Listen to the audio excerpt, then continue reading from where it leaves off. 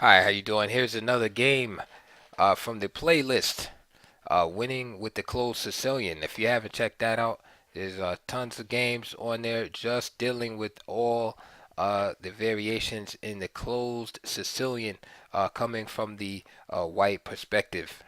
This game is from Klaipeda 1988. With the white pieces is the grandmaster with the famous memory, Yuri Balashov, versus a young up-and-coming grandmaster at the time, fire on board, Alexei-Shirov with the black pieces. This is another game in the 6 bishop e3 line, which is a very uh, interesting line in the closed Sicilian. So again, if you want to avoid a lot of preparation, for instance in the main line, Knight off and Dragon, closed Sicilian is a good opening. All right, you won't be winning out of the opening, but you'll get to guaranteed to play a good strategic chess game.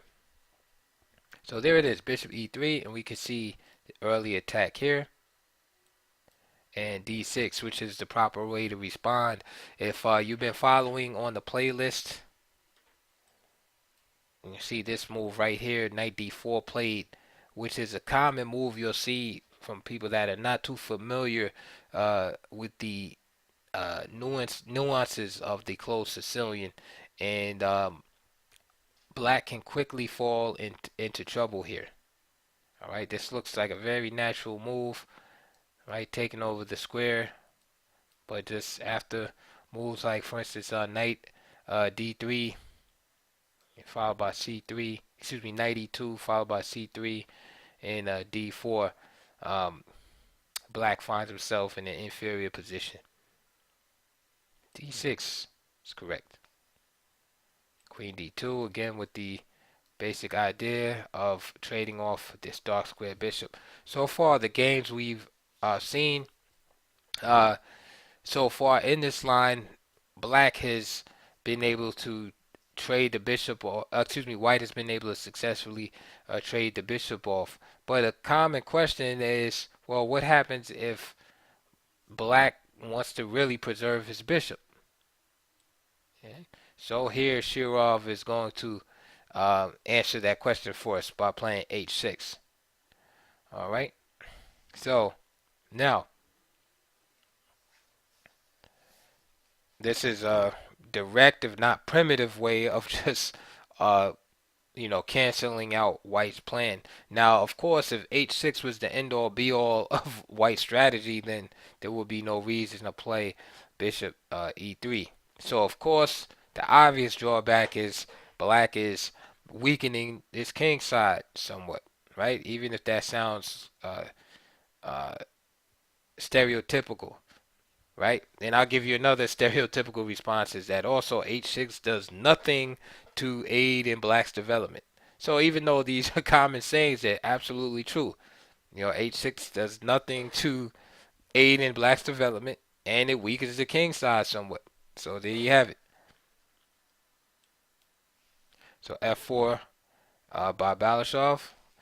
Now, during this tournament, Balashov had tried another approach, but wound up only getting a draw when he played knight ge2 here. So, in this game against Shirov, he was a little bit more aggressive. So, f4, knight ge7, now knight f3, and now knight d4. Castles, the other knight comes, and again, nice control over d4. Knight ec6 was played, and then now the move knight e1. All right, preventing the trade of pieces. Okay, so Balashov is planning now to remove this knight, and then again with the same idea playing c3, but without giving black the option of trading off on f3. So knight e1, b6, and now knight d1. Okay, and again with this knight gone, there's no trade there. Okay, so now black must make proper arrangements for this knight to retreat. And now we can say that white has gained time rather to execute, this kind of sort of long-winded strategy because black is taking time to play a move like h6. All right. So these are some of the strategical nuances that you encounter in these closed positions. Is that you do have a little bit of extra time, and that the result of the game will often uh, be dictated by strategy and positional understanding rather than some kind of long, tactical sequence, that was worked out, on a computer or something. So knight d1 is played, and now knight e7, c3, and so now you have this space right here for the knight. Knight d c6, bishop f2, and what this is doing is creating space for this knight to come up to e3 here. d5 by Shirov, and now e5. Okay, so now the position changes a little bit, and it kind of looks like almost like an advanced French variation, exactly, right? Like a French defense. And this move e5, this seriously limits the scope of this bishop right here. And oftentimes you have to be on the lookout for is going into your good knight versus bad bishop ending. A lot of times if this bishop is kept bad for the whole game, you can often trade off the bishops and you'll have a knight versus bishop ending. But here the pawns are on the light square, so it's this bishop that's kind of problematic, although here Shirov does have the option to bring this bishop out here. Black's deal here is he has to somehow try to tear down this center if he can. Okay, so right here, of course, white wants to play d4 to make this as strong as possible, this e5 strong point. So once he solidifies the center in a rock solid fashion, then he can go on with his king side attack. Okay, you don't want to attack on the flank without having. That's another principle. You don't want to have a flank attack without being uh, solidified and sure in the center. So after you play a move like e5, right, getting this strong, um, fortress like setup in the center, then you can play moves like g4, bishop e4, excuse me, bishop h4, knight e3, and knight f3, right? Doubling the rooks on the F file, right? And then pushing F5 eventually, right? Easy plan to remember, right? With a big attack on the queen side.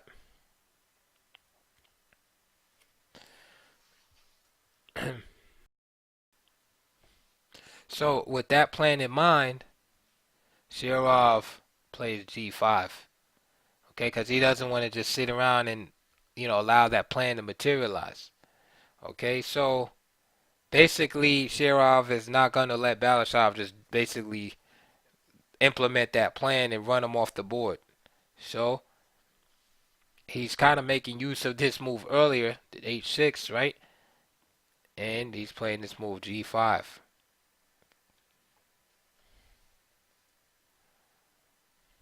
So knight e3 is part one of the plan. Knight g6, knight f3. So you see all of these moves coming into fruition here. And now Shirov plays h5. Can you see why the f pawn will be poisoned here?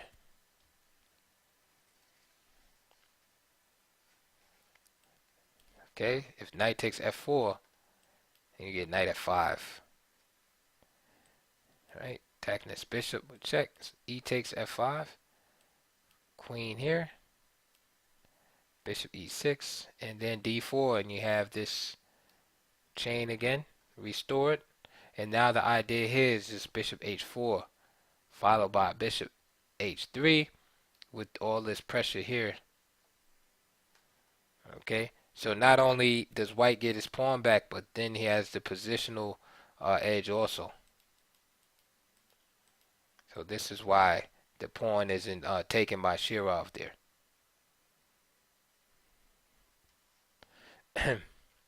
Instead, he plays h5, h4, and bishop h6. Now you have a double attack here. Knight g5. Knight takes f4 now, and this allows Balashov to hit with a tactical blow.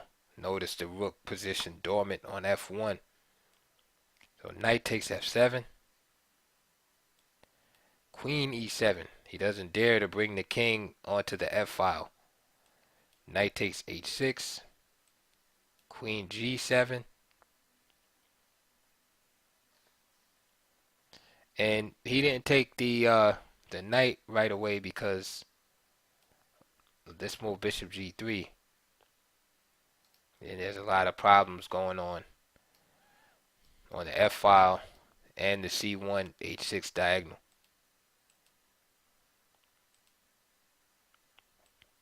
Instead, he played queen g7.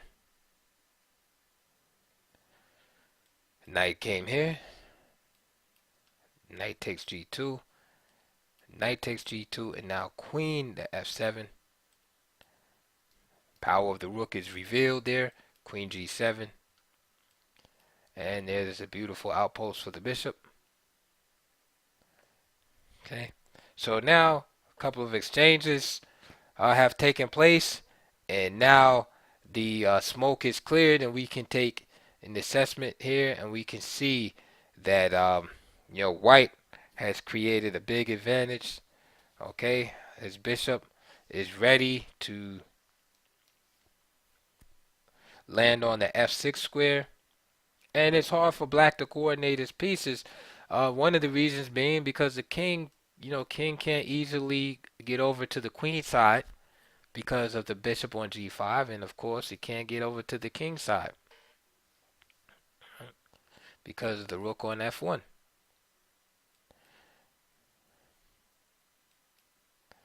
d6, and now queen g5. Again, this is like a preference move, but this is the type of move I would make. Because you say, hey, with the king in the middle of the board, why not pursue an attack? That's possible. However, this is also a good time to go into the end game because you got a good ending, right? And that's like what I like to do is limit the possibilities of the opponent in the ending instead of trying to blow him off the board where he has chances also, especially a player like Alexei Shirov. Okay,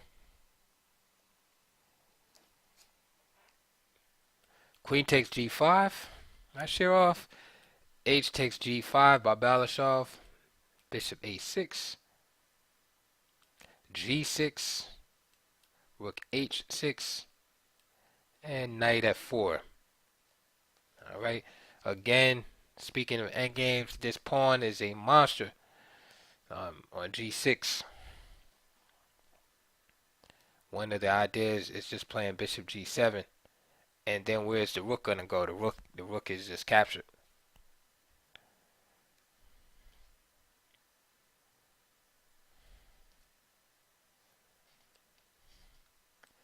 Knight e7 is played.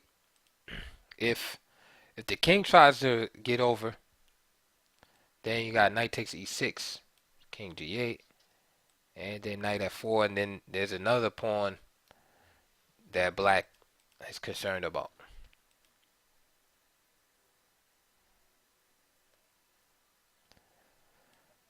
So knight e7, and now bishop g5.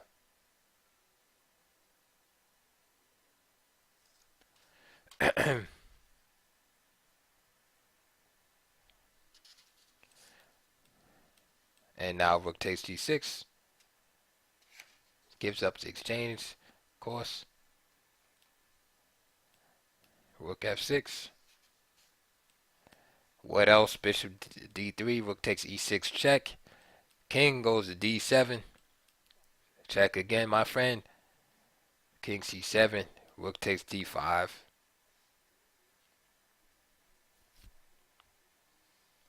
And the game is pretty much over for all intents and purposes, but Shirov tries to erect some kind of blockade. So we'll move through this pretty fast.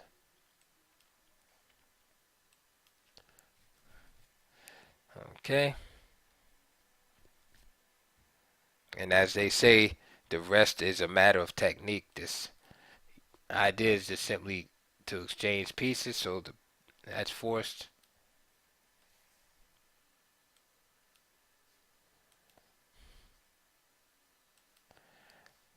Getting the last pawn off the light squares. Again, everything's forced.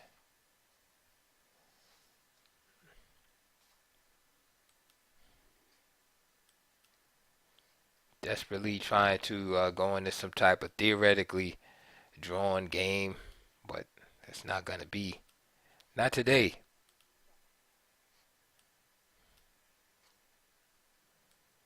Rook to a6, a4, rook b6.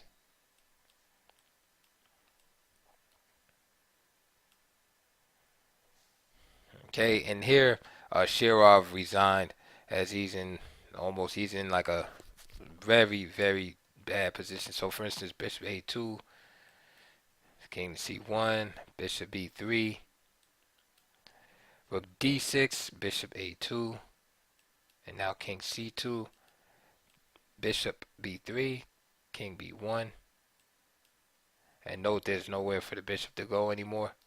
All these squares are covered. So, and the king can't move either. So b4, a takes, c takes, and then the rook would come in, and then you would just win the b pawn right there, and then you could just go into a simple ending.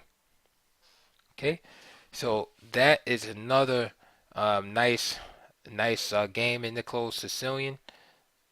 This time by Yuri Balashov, and again you got to see what it looks like when Black actually tries to stop the idea of trading off the dark square bishop with the move h6. And again, the standard of reply to h6, logically and strategically is that, again, h6 does nothing to aid in development, blah, blah, blah, and also it slightly weakens the king side. But like I said before, in these closed positions, there's a lot of funny nuances like that, and it's definitely going to vary uh, by position. But again, that's a move to be on the lookout for. Sometimes Black will just play a move like h6 and try to stop it. But your themes are pretty much the same. When d4 is occupied, you see this nice maneuver of knight e1 preventing the trade on f3, and then playing c3, kicking the opponent out here. And then you see this transition into almost like an exchange variation of the French. And then you see a brilliant attack right here. Shirov. They have missed this continuation of knight takes f7.